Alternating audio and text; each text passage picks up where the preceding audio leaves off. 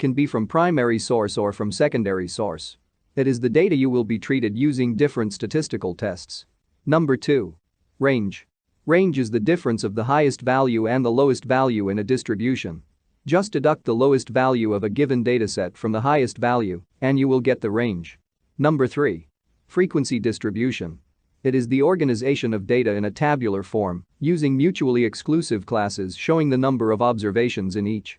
It is used to present data in more formal way, in a tabular form. It can help you if you want to make more data visualization, like turning those data into charts and graphs.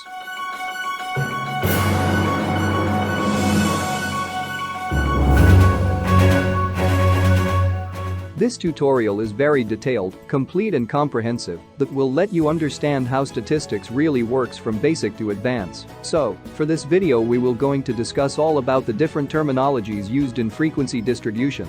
For this video and for the upcoming videos regarding frequency distribution, our three main objectives are to define terminologies regarding frequency distribution and graphs, to know how to construct frequency distribution and stem and leaf plot, and lastly, to be able to graph a frequency distribution table and to create other statistical graphs charts.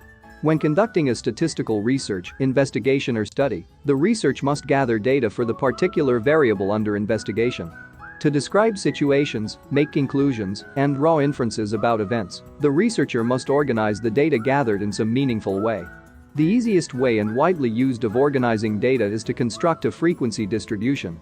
A frequency distribution is a grouping of the data into categories showing the number of observations in each of the non-overlapping classes. After organizing data, the next move of the researcher is to present the data so they can be understood easily by those who will benefit from reading the study. The most useful method of presenting data is by constructing graphs and charts. There are a number of ways to plot graphs and charts, and each one has a specific purpose. We will discuss each one of them on how to present data by constructing graphs and charts in the latter part of this video tutorial, after we discuss how to organize data by constructing frequency distribution table. Before proceeding with the step in conducting a frequency distribution table, we should know first the different terminologies we can use in frequency distribution. So, here they are. The common terms in frequency distribution. Number 1. Raw data. It is the data collected in original form. It is the data that you have gathered from the source. It can be from primary source or from secondary source. It is the data you will be treated using different statistical tests. Number 2. Range. Range is the difference of the highest value and the lowest value in a distribution. Just deduct the lowest value of a given dataset from the highest value, and you will get the range. Number 3. Frequency distribution. It is the organization of data in a tabular form, using mutually exclusive classes showing the number of observations in each. It is used to present data in more formal way, in a tabular form. It can help you if you want to make more data visualization, like turning those data into charts and graphs. Number 4. Class limits. This class limits are also called apparent limits. It is the highest and lowest values describing each class in frequency distribution table. Usually, class limits are whole numbers. Number 5. Class boundaries. Class boundaries are sometimes called real limits.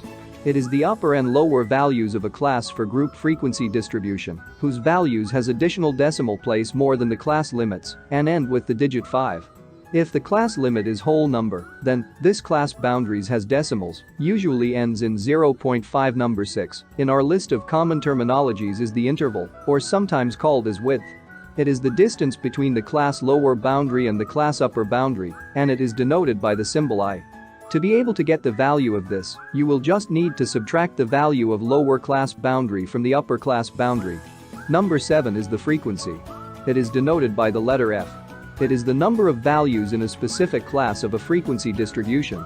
Number 8 is the relative frequency denoted by RF.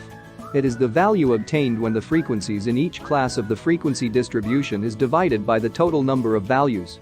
It is just like getting the value of percentage, but for this relative frequency, you don't need to multiply it into 100. Number 9 is percentage. It is obtained by multiplying the relative frequency by 100%, just like what I have told you a while ago. Number 10 is cumulative frequency denoted by CF. It is the sum of the frequencies accumulated up to the upper boundary of a class in a frequency distribution. In the frequency distribution table, it is usually besides the frequency column. Lastly, number 11 is midpoint. Midpoint is the point halfway between the class limits of each class and is representative of the data within that class. This is just the average of the lower and the upper class limit. I think that's it for now. That concludes our video tutorial for today. Those are the different terminologies we will be using on the study of frequency distribution. Don't forget those terminologies, my friends. It can greatly help you on our next topics. I hope you learned something from this video. Our next video tutorial will be all about frequency distributions and graphs. If you have some questions to ask, you may comment them below. And if you also want to notice you through shout out, never hesitate to request on the comment section, my friend. I will be happy to notice you.